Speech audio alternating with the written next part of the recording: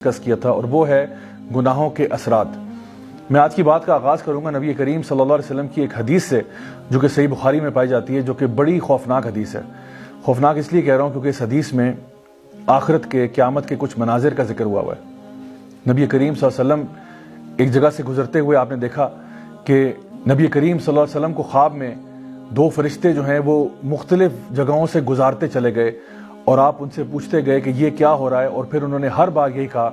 کہ آگے چلیں پھر آپ کو بتاتے ہیں۔ سب سے پہلے آپ نے دیکھا کہ دو شخص ہیں، ایک شخص زمین پر لیٹا ہوا ہے اور دوسرا شخص اس کے سر پہ کھڑا ہوا ہے، اس کے ہاتھ میں ایک بھاری بھرکم سا پتھر ہے، اور وہ پتھر لے کے اس کے سر کے اوپر دے مارتا ہے اور اس کا سر کچل دیا جاتا ہے۔ پھر وہ پتھر دوبارہ اٹھاتا ہے اور اس ٹائم تک اس کا سر دوبارہ ٹھیک ہو چکا ہے، پھر سے وہ اس کے سر پہ پتھر دے مارتا ہے اور پھر اس کا سر کچل دیتا ہے۔ آگے جا کے دیکھا تو دو اور شخص نظر آئے، ایک شخص زمین پر لیٹا ہوا ہے اور دوسرا اس کے سر پہ کھڑا ہے، جو کہ ایک لوہے کی ہک کے ساتھ اس کے جبڑے کو یہاں سے چیرتا ہے، پھر اس سائڈ سے چیرتا ہے، پھر اوپر سے چیرتا ہے اور پھر نیچے سے چیر دیتا ہے، اور ہر دفعہ جب اس کے جبڑے کو چیرا جاتا ہے تو وہ دوبارہ سے ٹھیک ہو جاتا ہے، اور یہی پروسیس کنٹینیو ہو رہا ہے۔ آگے گئے تو دیکھا کہ ایک دور ایک تندور ہے، اس تندور میں سے چیخو پکار کی آوازیں آ رہی ہیں۔ اندر دیکھا تو مرد اور عورتیں وہاں پہ موجود ہیں جو کہ برہنہ حالت میں بغیر لباس کے ہیں،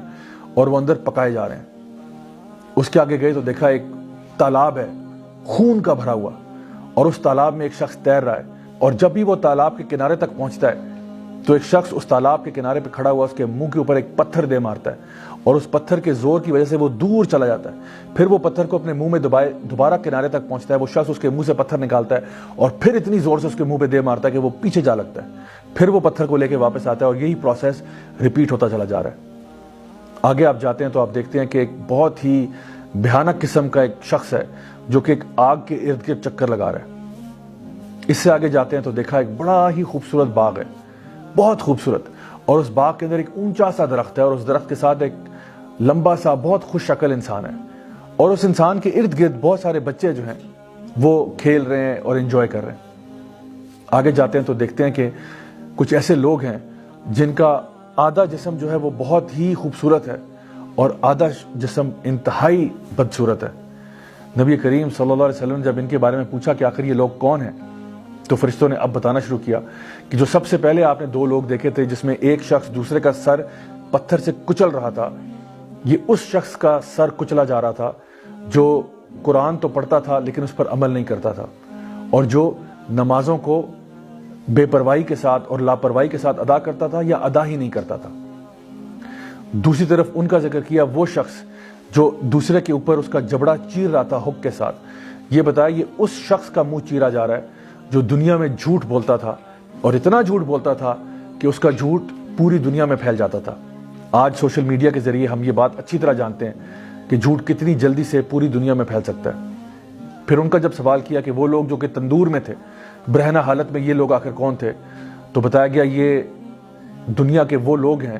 جو زنا کیا کرتے تھے، مرد ہوں یا عورتیں ہوں۔ پھر اس شخص کے بارے میں پوچھا جو کہ خون کے تالاب میں تیر رہا تھا اور اس کے منہ کے اوپر بار بار پتھر مارے جا رہے تھے، تو بتایا گیا یہ امت کا وہ شخص ہے جو سود کا کاروبار کرتا تھا، یعنی کہ ربا میں یا انٹرسٹ میں ڈیل کرتا تھا۔ پھر ان کا پوچھا گیا وہ شخص جو کہ ایک بھیانک قسم کا انسان ہے جو کہ آگ کے ارد گرد چکر لگا رہا ہے، تو بتایا گیا کہ یہ جو ہے اصل میں جہنم کا داروغہ ہے، مالک، دا گیٹ کیپر آف ہیل۔ پھر پوچھا ان شخص کا وہ جو بہت خوش شکل تھے، ایک اونچے سے درخت کے ساتھ کھڑے ہوئے تھے اور ان کے ارد گرد بہت سارے بچے بھاگ دوڑ رہے تھے، تو بتایا گیا کہ یہ اصل میں ابراہیم علیہ السلام ہے، اور ان کے ارد گرد وہ سارے بچے ہیں جو کہ بالغ ہونے سے پہلے ہی فوت ہو گئے، یعنی کہ فطرت کے اوپر فوت ہو گئے۔ پھر آگے جا کے وہ لوگ جو کہ آدھے خوبصورت ہیں اور آدھے خوبصورت نہیں ہیں، یہ وہ لوگ ہیں جو دنیا میں اچھے کام بھی کرتے تھے اور اسی کے برابر برے کام بھی کرتے تھے۔ تو پھر ان لوگوں کو کہا جائے گا کہ حوض کوثر میں جا کے ڈوب کے ایک دفعہ آ جائیں، اور پھر جب وہ وہاں سے آئیں گے تو پھر ان کے پورے جسم جو ہے وہ صاف ستھرے ہو چکے ہوں گے اور وہ خوش شکل ہو جائیں گے۔ My dear brothers and sisters, یہ حدیث میں نے آپ کو اس لیے سنائی ہے تاکہ ہمیں سمجھ میں آ جائے کہ جو بھی ہم دنیا میں اعمال کر رہے ہوتے ہیں، ایسا نہیں ہوتا کہ ان کا کوئی حساب کتاب نہیں ہوگا۔ جس قسم کا عمل انسان نے دنیا میں کیا ہوتا ہے، ہو سکتا ہے کہ اس کی سزا اس کو دنیا میں مل جائے، اور ہو سکتا ہے کہ دنیا کے علاوہ آخرت میں بھی مل جائے۔ تو اس لیے گناہوں سے بچنا ہی ضروری ہے۔ اللہ سبحانہ تعالیٰ فرماتے ہیں قرآن مجید میں سورہ طلاق سورہ نمبر 65 آیت نمبر 2 اور 3 میں وَمَن يَتَّقِ اللَّهَ يَجْعَل لَّهُ مَخْرَجًا وَيَرْزُقْهُ مِنْ حَيْثُ لَا يَحْتَسِبُ وَمَن يَتَوَكَّلْ عَلَى اللَّهِ فَهُوَ حَسْبُهُ۔ کہ جو شخص بھی اللہ کا تقوی اختیار کرے گا، یعنی گناہوں کو چھوڑ دے گا، اللہ تعالیٰ اس کو ہر مشکل سے باہر نکالے گا اور پھر اس کو رزق عطا فرمائے گا وہاں سے جہاں سے اس نے سوچا بھی نہیں ہوگا۔ اور جو لوگ اللہ پر توکل کرتے ہیں اللہ ان کے لیے کافی ہو جاتا ہے۔ اگر ہم چاہتے ہیں کہ اللہ تعالیٰ ہمیں ہماری مشکلوں کو دور کر دے ہم سے، تو اس کے لیے ہمیں گناہوں کو چھوڑنا ہوگا اور تقوی کی زندگی کو اختیار کرنا ہوگا۔ My dear brothers and sisters, اکثر لوگ جب گناہوں کو چھوڑنے کی بات آتی ہے تو وہ کہتے ہیں نہیں جی ہمارے گناہ تو چل رہے ہیں لیکن ساتھ ساتھ ہم نیکیاں بھی بہت کرتے ہیں۔ تو اس کی مثال ایسے ہی ہے کہ انسان کمرے میں اے سی لگا دے اور ساری کھڑکیاں کھول دے، تو ایک طرف تو آپ نے استغفار کی ہوئی ہے لیکن آپ گناہ چھوڑنے کے موڈ میں ہی نہیں ہیں۔ ایک انسان ہر سال حج بھی کرتا ہے، عمرہ کرتا ہے، صدقہ بھی کرتا ہے، لیکن حرام بزنس بند نہیں کر رہا، حرام کاروبار ختم نہیں کر رہا، حرام کام ختم نہیں کر رہا، تو آخر پھر اس بندے کی بخشش اور مغفرت کیسے ہوگی؟ اصل کام یہ ہے کہ سب سے پہلے گناہوں کو چھوڑیں، اس کے بعد جتنے نیک اعمال کرنا چاہتے ہیں آپ ضرور کریں، لیکن گناہوں کو چھوڑنا بہت ضروری ہے۔ یہ جو پروسیس میں نے آپ کو بتایا کہ جو ڈیفیکلٹیز ہماری لائف میں آتی ہیں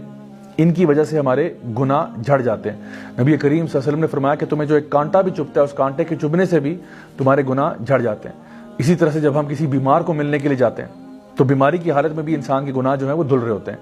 ہمیں کہا گیا کہ اس کو کہا کرو لا بأس طہور انشاءاللہ،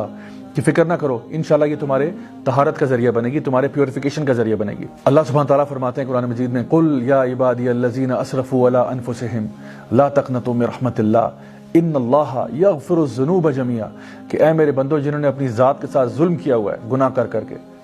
اللہ تعالیٰ کی مغفرت سے مایوس نہیں ہونا۔ کیوں مایوس نہیں ہونا؟ ان اللہ یغفر الذنوب جميعا، یقیناً اللہ تعالیٰ تمہارے تمام گناہوں کو معاف کر سکتا ہے۔ تمام گناہ، جی ہاں، کوئی بھی گناہ اگر آپ نے کیا ہو اللہ تعالیٰ اس کو معاف کر سکتا ہے، لیکن سوال یہ ہے کہ کیا آپ توبہ کرنے والے بن سکتے ہیں یا نہیں؟ My dear brothers and sisters, امام ابن القیم رحمہ اللہ بہت بڑے عالم دین تھے۔